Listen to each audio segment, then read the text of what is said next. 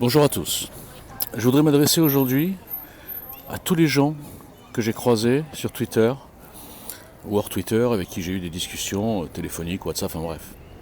Des discussions assez poussées pour savoir qu'au fond, ils font exactement le même constat que moi. La seule différence entre tous ces gens-là, que j'appellerais des lucides, qui font partie de la majorité silencieuse lucide.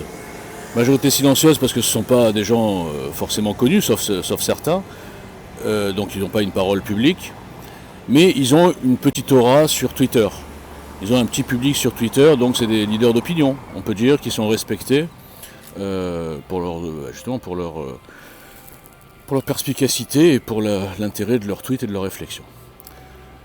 Ces gens dont je parle et qui se reconnaîtront, quand on pousse un peu une discussion, ils arrivent toujours à la même conclusion et les constats que Giel a écrit déjà il y a 2 ans.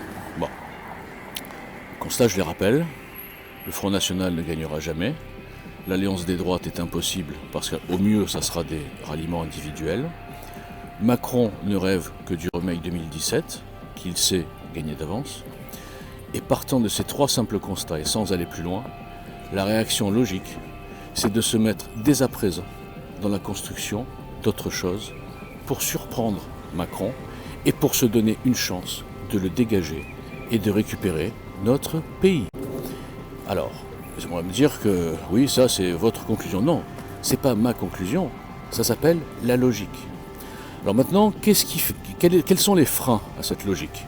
Pourquoi tous ces gens avec qui j'ai parlé, finalement, la deuxième étape, c'est-à-dire enclencher la première, à savoir s'investir dans quelque chose, comme je l'ai déjà dit une fois, que ce soit Giel ou n'importe qui, peu importe, mais dans quelque chose de nouveau, de différent, un projet, une construction.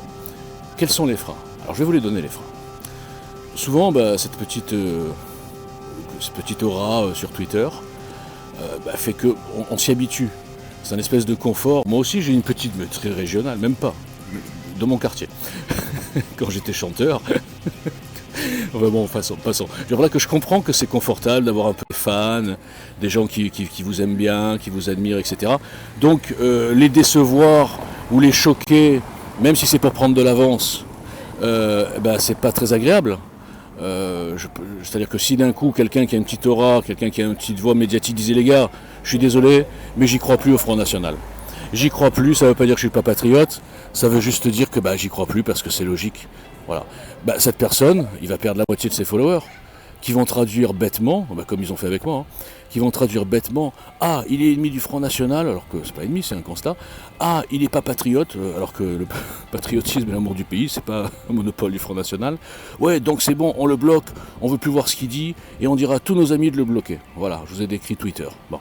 Alors je comprends, pour revenir à ces gens-là, qui veulent pas bouger, et qui préfèrent rester dans le constat, et continuer à nous expliquer, regardez l'islam, on a tous compris, regardez l'Union Européenne, on a tous compris là où ils veulent nous mener, regardez Macron, alors lui on a compris très vite, regardez la corruption, regardez la justice, regardez les arnaques idéologiques, regardez le 2 poids 2 mesures, regardez l'information et les médias qui sont vendus, regardez globalement la saloperie de l'homme, mais c'est pas grave, on regarde, on est content, on like, super, on est tous d'accord, et à la fin, on a fait quoi?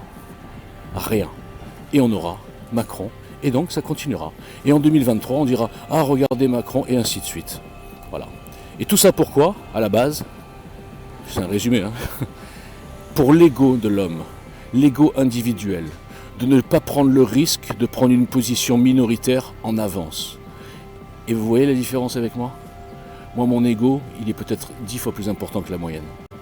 Et pourtant, il me pousse à faire ce que je fais. Parce que je sais que c'est la seule solution, de brouiller les cartes, de changer les règles du jeu pour avoir une chance de gagner. Voilà. Merci et bon dimanche.